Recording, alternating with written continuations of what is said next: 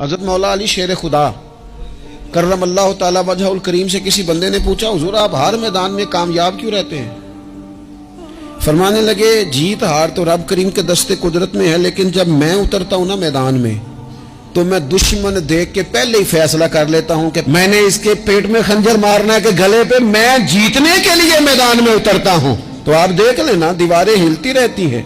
اور در کانپ جاتا ہے، علی کا نام سن کر اب بھی خیبر کانپ جاتا ہے۔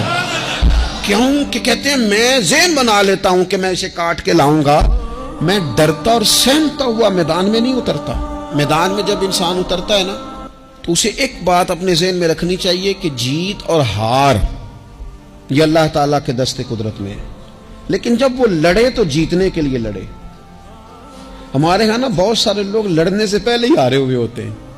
میدان میں نکلنے سے پہلے ہی وہ کمزور باتیں کر رہے ہوتے ہیں، ابھی سفر شروع نہیں ہوتا وہ کہہ دیتے ہیں نہیں جناب آپ کی بات تو ٹھیک ہے پر کیسے ہوگا، کیوں کر ہوگا، لوگ تو آج کل چلتے ہی نہیں، بڑے مسئلے خراب ہیں۔